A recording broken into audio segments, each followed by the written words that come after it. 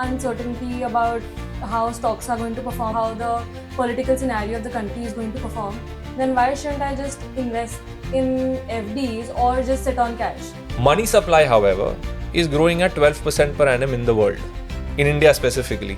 Not in an exact way, but loosely one can assume that money is losing purchasing power at the rate of 12%. The Karachi index, the Karachi Stock Exchange. So if you see last 15 years of data, like 12-13x or so. So it's an obnoxious number.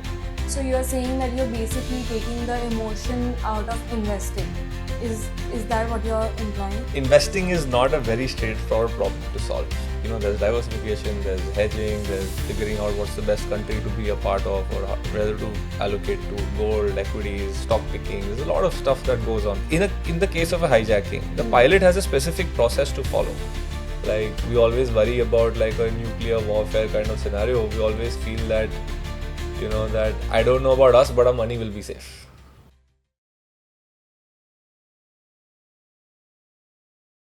Hi everyone, my name is Charvi and I'm your host today for Qodecast. Today I have with me Kavan and Rishabh, two of the partners at Qode and also young pioneers, early pioneers in the field of quant investing. So I want you to tell me, like in these times that are so volatile, there is tariff wars, there's like trade wars going on with US and China, there's terrorist attacks, all of this is going on, so much political instability in the country. How do you think an investor should manage their wealth and grow their wealth? And whether or not they should be actually like invested in equities right now or not? I think thanks for having me, Charvi. Yeah. And I think it's a very valid question. We've been answering this question all through the last 2 months. A lot of investors, we've been asking this question to ourselves also. How do you deal with such times? This is not the first time we are seeing a situation like this. So today, as we speak, the last 2 months have been extremely volatile with the markets, especially with the trade war. That sort of has created a lot of volatility in India and US, across the world. China, we've seen how markets are gapping down overnight, gapping up overnight.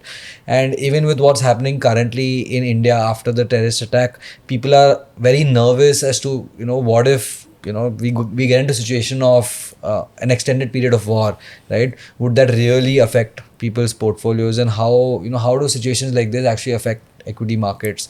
And to deal with this, I think one thing that we've been following on our end is being invested across multiple asset classes. So it's sort of uncorrelated asset classes, and having a broader macro view, taking a longer term 5-10 year view rather than looking at this 1-2 month view, because the moment you're looking at a 1-2 month, 3 months sort of, you're trying to make prediction, it could be anybody's call. But so we refrain from doing something like that, and to combat this entire situation, we are diversifying across. That's something we've been using not because of today's situation, since the start.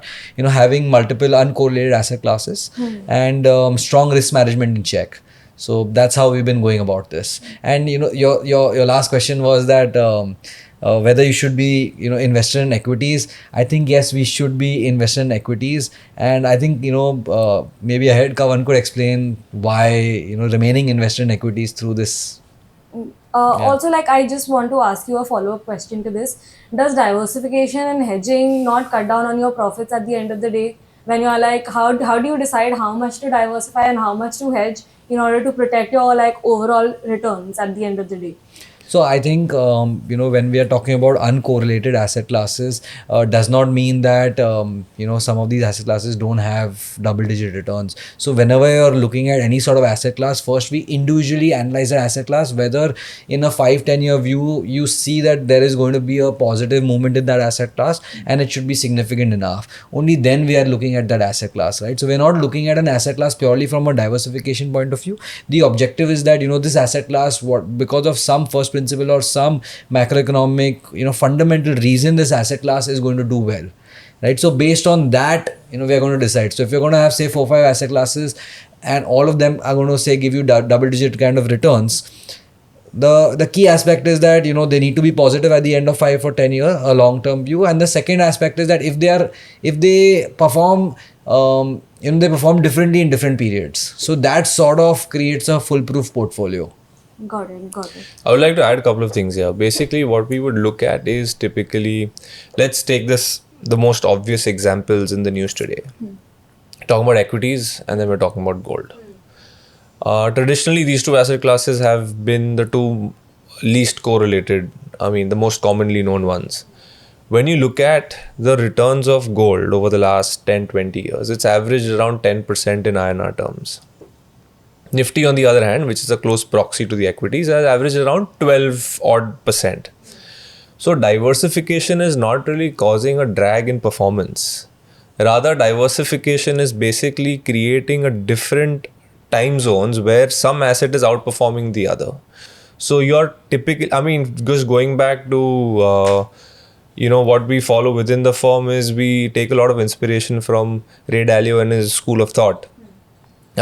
Basically, having uncorrelated asset classes in our portfolio enables us to not really compromise on the quantum of returns, but rather they just come at different points in time. So when one asset class is doing not so great, the other one kind of covers up for it, and vice versa. This is what we saw in 2008 also, right? In 2008, gold equity was down about like 50, 60 odd percent, right? And gold was up about 20, 30%. So that sort of like gave a great cushion if you were diversified. So one is diversification, and secondly, I think another key point over here that we need to consider is that although we're diversified, we can still hedge. Some people consider diversification as a form of hedge. But diversification does not necessarily disallow you from actually protecting your portfolio, even if it's diversified. Okay. What we try and do over here at Qode is when you have some asset class that is underperforming, we tactically buy protection to kind of protect us from the downside of that particular portfolio. Let's say now, when we look back to what's happening right now, there is no reason why someone cannot manage their downside risk using some kind of insurance. Having said that, having an insurance on throughout 365 days a year is a very expensive proposition. Typically, if you want to, if you just go by what, if you open up the option chain on India, you will see that hedging a Nifty portfolio, that's the large cap portfolio, which yields about 12% per annum, hedging it typically costs you between 400 to 600 basis points per annum. You're literally throwing away 1/3 of the returns. So it is a little more nuanced than just simply buying insurance. Got it. Right. So there is a science to it. Yeah. And probably the answer that we have found closest to be true is to deploying hedges as and when we see the need for it. And we kind of built quantitative models that allows us to kind of have some element of certainty with, it's obviously not 100%, no one knows what's going to happen in the future, but with some element of certainty, we are able to take away and some of the heat that comes with a large drawdown. So it's a combination of diversification, which is not costing you too much money. In fact, it's reducing your risk without reducing your return. And also with throwing in an element of hedge, which then takes away some of the heat on the downside at a very trivial cost. So yes, it is reducing returns, but it's reducing risk much higher than it's reducing returns. And sometimes in some years, actually, we get paid to actually diversify and to even hedge. So net, I don't think there is a much drag on performance. But at the same time, we're able to reduce the risk by like a factor of 5 at least. So my next question is that if so much like there's uncertainty about how stocks are going to perform, how the stock market is going to perform, how the political scenario of the country is going to perform, then why shouldn't I just invest in FDs or just sit on cash? Like, is that not an option? So see, technically, you have to change your thinking. If you think the amount of money, the number that shows up in your bank account is the amount of money you have, that's not true. So we consider money to be like, we consider money in terms of rupees. We don't look at money in terms of rupees. Simply because currency is, fixed deposits, currencies, they all mean the same thing for us. Fixed deposits and currencies are unlimited in supply. How is the government funding all these infrastructure projects? How are they funding their arms and ammunition? Right? They're all coming partially via taxes that we pay to the government, but a large part is funded through debt. And when you say debt, that means the government is going and printing money. Which means, and there is no limit today as we stand, since 1971 till now, governments around the world have no limit on how much money they can print. Today, when the government says that the inflation numbers are around 5-6%, that's if 40% of your expenditure is actually wheat and food items. I'm not exactly sure of what the exact weightage is, but it's definitely not 5-6% because for us, a large part of our expenses may be going out to restaurants and traveling and a lot of other things, which we don't have the official inflation data for.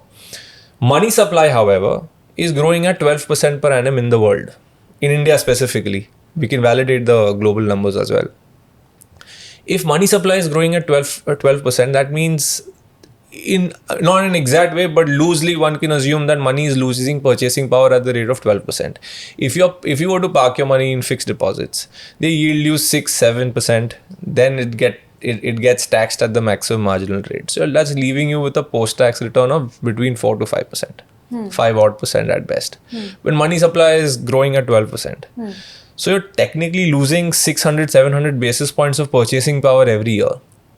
So fixed deposits, honestly, I don't even think that's like you are definitely losing if you were to deploy your funds systematically in a sensible manner across different asset classes.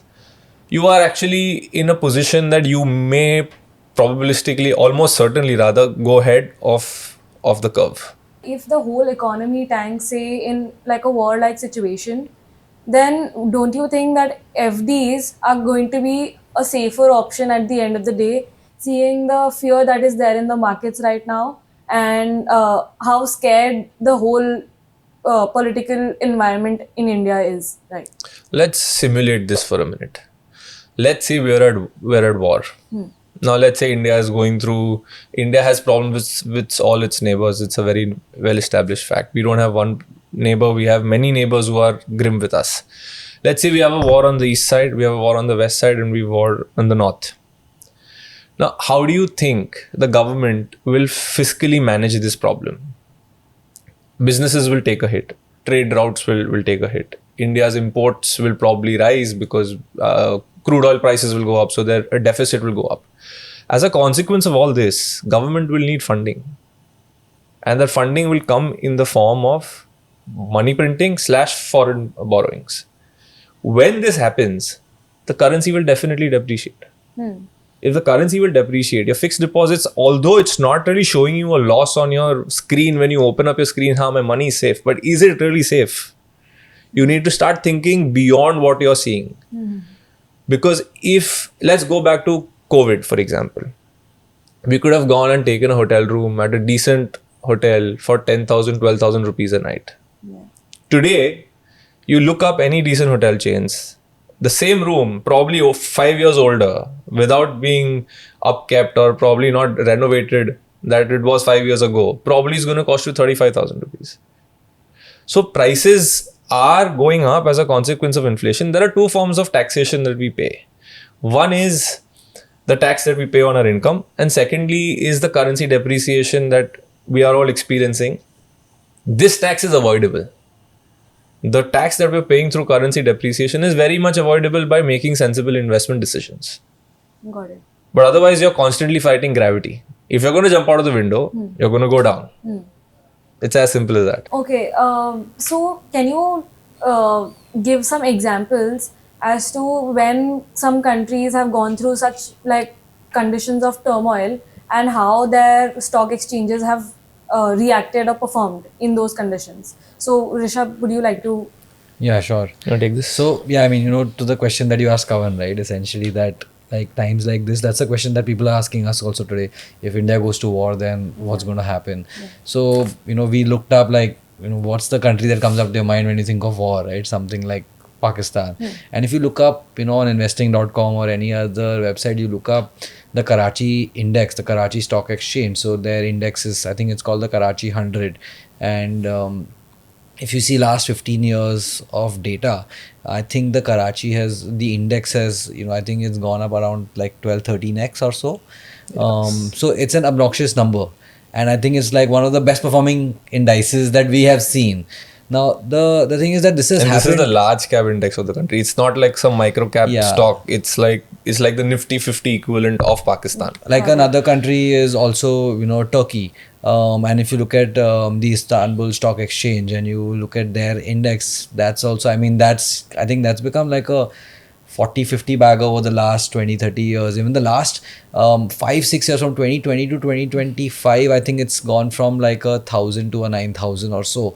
And it's very, the thing is that when you look at data in this way, it gives you perspective. So these countries they're not stable. These are war-torn countries where there is a lot of currency depreciation. That's what's, that is. So, to answer your question, that in countries like this, when they're undergoing, such turmoil, the stock market has not tanked. Actually, if you see, it's probably the best performing index. Now, the reason is not because that, they are having real GDP growth or, there's a lot of productivity. It's all because of, the money printing that's happening because the country is at war.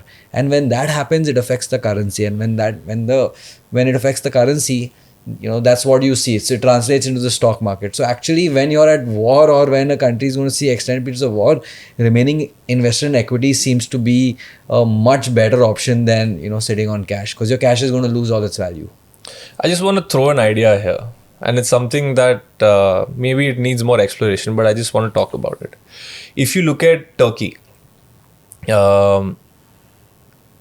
one way to measure currency devaluation is by seeing how much gold is worth relative to that currency, going back into history. Because gold is a universal commodity, it's God's money, that's what people say.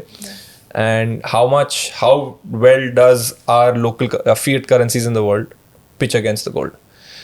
One interesting standpoint, if you look at it, the Turkish stock market has gone up how much? 12x, 13x, 9x or so, yeah. We can put the exact numbers on the screen, but it's gone up something to the tune of 10, 12x.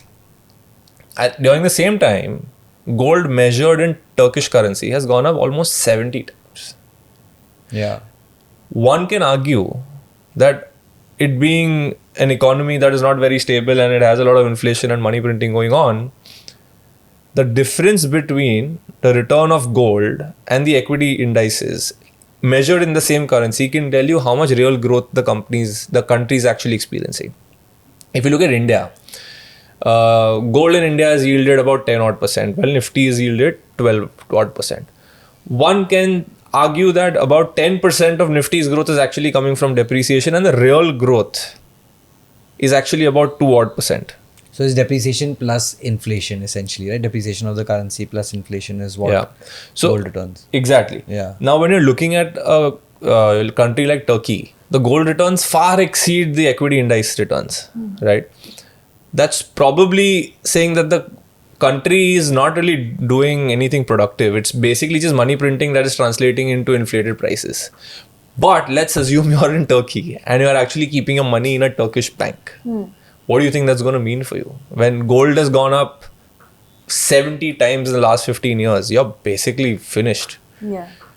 This is a very exaggerated example, but now if you were to dial it down and bring it to India, one can argue that why would you even let go of, although India's corporate sector is doing a lot more productive work in terms of earnings, one can argue that why not still ensure that you've got your eggs in both the baskets? Why should we just be all equities and why should we be only gold?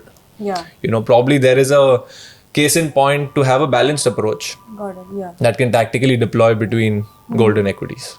So I'm hearing you all talk about gold a lot. So apart from gold, equities and other things, what other asset classes are you all looking at? Like, what do you think is going to be a good investment in the future? I think so.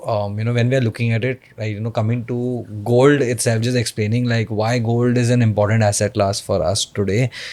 If you look at Nifty and gold, if you look at Nifty, like Kavan mentioned, right, look at long-term Nifty returns, maybe like 2005 to now, you'll see Nifty is done about 12 odd percent kind of a CAGR, and gold has done maybe 10 to 12, anywhere between that, depending on your starting date. Now, if you were running a 100% Nifty allocation portfolio, so you would have generated that 12%, but you would have seen steep drawdowns. So you would have seen steep losses. Like a year like 2008, you would have lost maybe 75% of your portfolio, which is hard to see. A year like 2020, you would have lost about 40% of your portfolio. But the moment you run a simple analysis, you put 50% in Nifty, 50% in gold, and you see what a beautiful equity curve you you will get the same amount of returns. You probably make 11%, but you don't need to go through those large drawdowns. Right, you don't need to see a 50%. So if you just simulate something like that, your drawdown number or your max loss number will come to like 15, 20 odd percent, 20% kind of, even a year like 2008. So when everyone is losing money, in fact, like as we speak, right, Charvi, over the last 6 months, we've seen that gold has shown some phenomenal performance. So someone who had done a 50-50 kind of an allocation would have seen tremendous outperformance. Because gold has, gold is probably up like 20, 25 odd percent. And the Nifty lost 10, 15%. Small cap, mid caps, obviously exposure, that most of the people have is down about 25 odd percent. So that sort of diversification. To answer your question, what other asset classes? See, in India, it's a little hard to diversify because there are restrictions in terms of asset classes. So what we've done is that within equities also we are diversifying between large caps, momentum kind of stocks, mid caps, and gold. And along with that, we have a sort of a risk management put protection model which protects the entire portfolio. So that's that kind of portfolio is up 10-15% when the Nifty is down 10 odd percent in the same time period. So obviously we are constantly exploring as to how can we find more uncorrelated asset classes that can have a fundamental long kind of a view where 10 years we will see positive returns. But as of now we are sticking to this. If there's so much going on in investing, like I have to look at diversification also, I have to look at hedging also, I have to look at uncorrelated assets also. So this is a lot going on for a simple investor who just wants to grow their wealth peacefully, right? So how do you think one can achieve that? Investing is not a very straightforward problem to solve. Like we've said, right? There's diversification, there's hedging, there's figuring out what's the best country to be a part of, or whether to allocate to gold, equities, stock picking. There's a lot of stuff that goes on, position sizing. That's where Quant comes in for us at Qode. While the whole world is trying to find what's the best stock, meeting the management, and that's an approach that works great. We believe that if you have a simplified objective framework of decision making, it makes our job a little more, that structured process makes the decision making a little more easier than what typically it sounds like.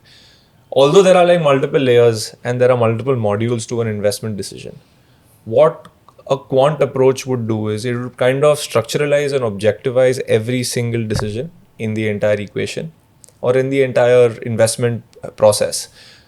And we would build objective, non-discretionary rules around it. So whether I'm having a bad day or the person who's building the portfolio is having a good day, bad day, if the sun is not risen the way I woke up feeling groggy or anything like that, it should not matter. It should not culminate and trickle down into a bad investment decision. It is not a straightforward problem to solve, but Quant is a good assistant to kind of help us structuralize and objectivize a lot of the decision making. So you are saying that you're basically taking the emotion out of investing. Is that what you're implying?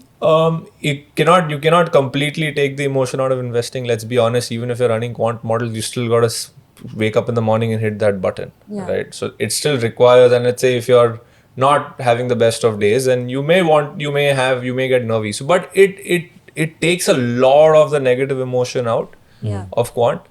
So at least your decision making is not clouded. Okay. And humans have a very funny relationship with money. When you think about it, like let's say you're in the Swiss Alps on the 3rd of April.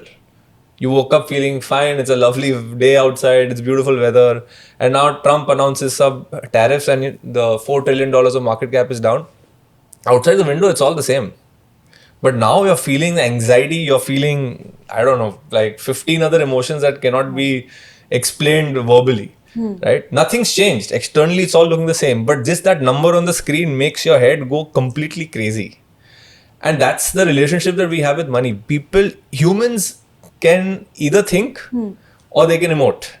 They rarely can do the two concurrently. Yeah. Where Quant comes and saves the day, for us especially, that even when you're feeling emotional, your investment decisions are rational. Okay. Because on a day like when Trump announces tariffs and next day markets are back up 10%, how do you process all that information and how do you take an informed decision which is based on rationale, because money is doing a lot of strange things to us. Today, wealth is a very important part of society today. And strangely, when the numbers on the screen go green and red and blue and black, our entire emotional setup is going topsy-turvy. So you need really strong nerves of steel to actually take an informed decision, and probably that is come for an average investor. I think that's something that gets developed over years and years of practice. Well, you don't need to go through years and years of practice if you can just structuralize those rules into objective, non-discretionary models. And that's what Quant is, effectively. So it's not this black box that you don't know what's going on and the computer is making a decision for you. It's none of all that. Yes, the computer is deciding on that day what it's going to do: buy, sell, exit, stay. But it's backed by a lot of human decision making. And again, what you're trying to do is, human behavior has certain pitfalls, and that's predictable around the world, whether it's an Indian or it's an American or it's an Australian. Money brings out some emotions within us, which at that point, if it's bringing a negative emotion or a positive emotions, both ways, it kind of restricts our inability to think rationally and objectively. And I think that's the problem that Quant is trying to solve. So using a quantitative framework, we can take all these decisions because we're doing the thinking probably, years in advance. And we're thinking through how would the emotions be on a day when you are down X% or you are up Y%. But you're not in an emotional mode when you're taking all those decisions, because you're kind of building that framework when you're not in that emotional zone. When you're in that emotional zone, when the markets are actually tanking and going up, I don't think the human mind is very well equipped to take an informed decision. And I think that's where a quantitative approach helps us solve these problems in a systematic manner. I must say you make quant sound very simplified, easy and rational. So why do you think more Indian funds are not adopting the quant style of investing, and they're still like adamant on doing active investing? Charvi, the thing is that with quant, there's less of day-to-day action. And generally with the stock market is that, you think that if you're going to take some action and look at the screen, you feel like you're doing something important. So it's with quant, it's not, you're not like, for example, in office, we are not looking at any screen. We're not deciding every day that do we want to buy something or sell something. We've just set up a set of rules. Those rules might be complicated, might be easy, but the entire process, sort of detaches us from the markets. And the fact that something that simple can make investing a very smooth process is not digestible by everyone, right? Everyone wants to do something all the time, right? You want to go in and be an active investor, you want to go and meet the management. There is a lot of merit in doing that, but we think that a lot of emotion also comes into that. So to answer that question, that why are there not so many quant funds out there, I think for the simple reason that people think that if they get busy, it'll give them more output. So if to simplify it, right, like you look at this, that's how we had started back in the day when we were looking at, so we also were active stock pickers, and we would sit down and analyze the business and build a valuation model. There's a lot of merit in that approach, but we found that there are more pitfalls also. So we came across this book called The Little Book That Beats the Market, and what they've done is they've just taken so the author has taken return on capital employed for all the businesses that are there in the stock exchange and ranked those businesses and bought the top 20, 30 businesses and repeated this process year after year. They also added a valuation metric. So they had an EV by EBITDA metric also, right? Yeah. And so it's like a multi-factor model essentially. Yeah. But when you doing something as simple as that, and you repeat this over like 15, 20, 30 years of data, data suggests that, an approach like this has done like 20-25% per annum. If you look at the Nifty, right, the Nifty essentially is a quant model in itself. Yeah. It's just picking up businesses based on market cap, right? So the largest ones Yeah. in the country. And something as silly as that, not looking at any sort of fundamental data, has done 12%. So we questioned ourselves that, okay, fine, if something so silly can do 12%, what if we actually put down all the fundamental principles about, why would you like to pick a business and would you like to own in business? Like, what are the characteristics that you would like to own in a business? And, once you put that down paper, we came up with the model and we saw that, a model like this could do extremely well. Yeah. So I think, not sure why there aren't as many quant funds, but we think that there's a lot of merit in having a quant approach. I would like to add a couple of things here. Typically when Rishabh spoke about the Nifty being a systematic model, it's a quant model. That's what Nifty is. And it's a really, to think of it as a very trivial model. It's just taking the largest stocks and just buying 50 of them. Yeah. Right? So when you look at the market, they're also focusing a lot of, one big champion of capital markets around the world in the last century has been Mr. Warren Buffett. And he's always spoken about, anything technology being black boxish. And, the people on the market swear by that approach. Yeah. So what effectively quant model is, you've taken his principles. You've taken principles of some of the smartest minds in the world. And you've created an objective framework around it. Got it. That's all. It's not rocket science. And what happens is that today, an average Indian does not have the emotional caliber of someone like Mr. Buffett. Right? But when patiently over 12, 16, 18 months, if he sits down and starts looking at data and then actually just verbatim implements all his principles, objectivizes it and puts it in a quantitative framework, he can come very close to replicating Mr. Buffett's success. Okay. Right? So again, I think that quant enables an average Joe to perform like some of the greatest fund managers in the world. Yeah. I think that's a very powerful tool, because when you think about it, when you read about Mr. Buffett, everyone's got a crazy opinion of him that he's really intelligent, he's really sharp, and he is. But you can basically get, like many such people's, you can take an insight from their minds and actually make a rule-based approach when you can have Ray Dalio and Warren Buffett managing your money without them knowing. Got it. Right? Yeah, Using the absolutely aid of a computer. Got it. But you're talking so much about like emotions and how this is basically a very logical and emotion-free approach. Don't you think if some amount of emotion was involved and you were acting according to the overall market sentiment, won't that help you at the end of the day? Like having an emotional approach, you mean?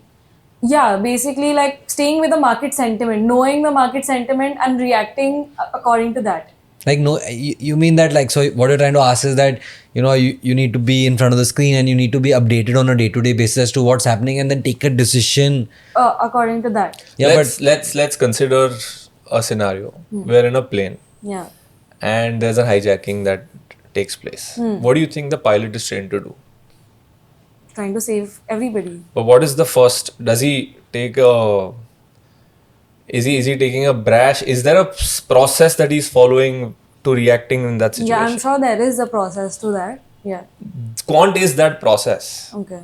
So, like I'm saying, that when things are off in the world, right? When you don't know what, you're not able to think straight for yourself. At that time, and I'm not talking about that nobody can. I'm sure there are great investors, who've got who've built this muscle over the last 20, 30 years, and they probably can do this at a very mature, they're emotionally very strong, mature, their reasoning ability is extremely strong. But for the average guy, they're not going to be able to take that decision. Now, if in the case of a hijacking, the pilot has a specific process to follow. Right? He's not going to feel, oh my God, what am I going to... I'm sure he's feeling a lot of things where, okay, what's going to happen to my family? But he open up a book and he starts following verbatim, okay, checklist number 1, follow these 15 things. Checklist number 2, follow these 15 things. I don't know what they are, but that's what quant is. Right. So taking an emotional decision, especially when you're emotionally riled up, is probably one of the worst cocktails for disaster. Got it. It's More very often hard. than It's not. very hard, right? Like, now when you're at war, what is the first thing you think? Oh my God, tomorrow there's going to be some nuke that's going to be thrown. You're going to think, oh, I should just exit all my investments and just wait, But just let's look at data, right? Like, let's take a more informed decision. So even if, to answer your question, even if you're not making a quant model, I think use data. Like, look at last 15, 20 years, look at what's happened in situations like this and then take an informed decision. So more than quant, what I think Kavan's trying to say is that take a very informed decision and try to rely on data as much as you can and don't try to, take it on the fly. So the next question that comes to my mind is that India essentially is a developing country right now. and we don't have a lot of financial historical data available to us, and even if we do, the accuracy of that data is not certain. So how do you build quant models keeping in mind that this data that is available to us is not very accurate or cannot model for certain situations? How do you manage that? I mean, that's where the desi jugaad comes in, right? When you look at, if you want to model reactions to terrorist attacks and wars, you have enough instances in India, but they're probably not enough. And your question is very justified in the sense that if you've gone only through 3 major wars, is that a reasonable sample size to take an informed decision? However, um, financial markets, modern economics, they all are very similar around the world. So if you were to look at India, you probably don't have a lot of data. But a lot of the models can be built around data for these kind of events from data around the world. Like if you go back to the US, you have data going back hundreds of years. US has been in World War II, US has been in World War One, which is of a far greater proportion than what we've seen so far. Currently, what's happening in the world. So during those wars, I think all markets reasonably did well. Now that's something that we are able to take that decision today by evaluating historical data from different geographies. Now, there are some other instances where, let's say, you're trying to model for fear, right? Let's say the volatility index is a crude approximation on when there's fear on the streets. Even if you don't have, like, the India VIX was launched only in 2010, from what I remember. 2010-11 is when the India VIX was launched. But you can create synthetic data that has a very high, this might get a little technical, but since your question is technical, I'll have to answer it technically. When you can create historical data that has a very high correlation to something like a VIX, and then use that as a proxy VIX. So I think there are workarounds to all of these problems. Especially if you go through global history, I think you don't need to make any approximations. Honestly, you have enough data to take an informed decision. Obviously, you have to deduce and infer a lot of things. It's probably not as black and white, but it's more black and white than gray. Got it. I think, yeah, like maybe to add to that, the approach that we are taking is that anything that's going to happen in the future or that is happening right now has happened in some form or the other in the past, right? So if you look at like a 2020 kind of a scenario, it's new. It was new to everyone. A pandemic was new to everyone. So essentially, COVID is something that hasn't happened in the past, but such kind of scenario where there was a plague and people were dying because of some diseases happened in the past, right? Probably like 1915, 1917, there was a similar plague, that wiped out maybe a lot more people than what we saw in COVID. And Ray Dalio in 2020, when this happened, he tweeted that get your hands on any sort of asset you can, because the countries are going to print money. And how did he know this? He's not making a prediction, saying that when the similar situation had come up in the past, this is how people reacted. So I think that's how broadly we model, we are looking at what Kavan mentioned. We are looking at people's behavior and reacting, how they react and how that's happened in the past. So then it's very easy to look at the future. Got it. Yeah. So if, say, like COVID was there and COVID was something that the human race, like something so huge and widespread that the human race had never experienced before, right? If something like that comes along and there is and it's permanent, say it's permanent, like if COVID was still there, of course the human race will learn to live around it. But how, if the whole world economy tanks, then what happens to stocks and equities? Like what happens to your money that you have invested so heavily into? So, taking COVID's example itself, right? Yeah. Like when that happened, I mean, the country was shut for a large part of that year. Like 2020, I think we saw 2-3 cycles where we were not, allowed to leave the house, no shops were open. So we saw that there was an earnings decline. But what happened during that period, there was a lot of money printing. And whenever money was being printed, the next 5 years, you saw what happened, right? Asset prices went up. Yeah. So, being invested in equities is now not an option anymore, because we are in that era of fiat currency wherein money printing is going to happen. So, to answer that question of yours, that in a time like war, if the country is going to tank, I think there is going to be a lot of money printing happening, and whenever that happens, you will see rise in equities, rise in gold. If Kavan wants to add to that. Yeah, I mean, if you're gonna take up like a permanent plague, then there are much bigger problems than our little money that we have in Yeah. our bank account, right? So Yeah. then you're talking about like the world is coming to an end. Yeah. We But often yeah, joke in our office that because we are so conservative, but still without diluting performance, like we always worry about like a nuclear warfare kind of scenario. We always feel that that I don't know about us, but our money will be safe. Yeah. So like that's the kind of that's at least the approach we take. Yeah. In the future, Yeah. anything can happen to the markets, but that's the approach we take. Like trying to be really conservative. Yeah. That if we see really bad times, how can we protect our capital essentially, right? So that's how we move around that. without diluting the performance Yeah. as much as possible. And how has that approach worked out for you ever since you have started? So we started back in 2016 is when we, Kavan and I got together, and that's when we started. 2018 is when we actually started managing outside funds also. I think a lot of 2020 we saw low drawdowns. In fact, this entire period, the last 6 months has been really good for us. 40% of allocation was in gold, 60% was in equities between large cap and the mid cap space.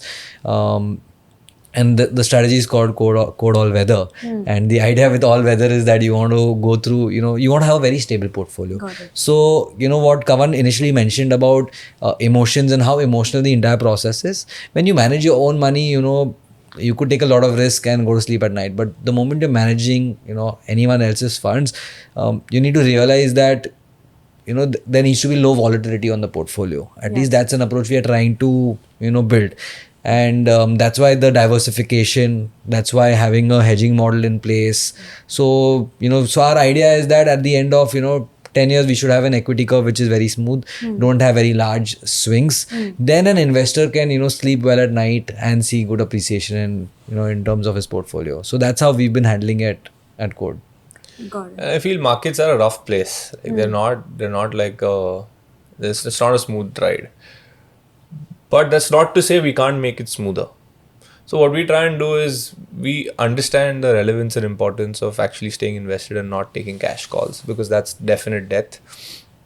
But our job is to make sure that the ride we act like shock absorbers, right, on a really bumpy road. Yeah. So our job is that when the investor is riding with us, we basically try and take a lot of the shocks, absorb a lot of the shocks, so that the ride for the investor is a little smooth. Got it. Right. That's what we try and do.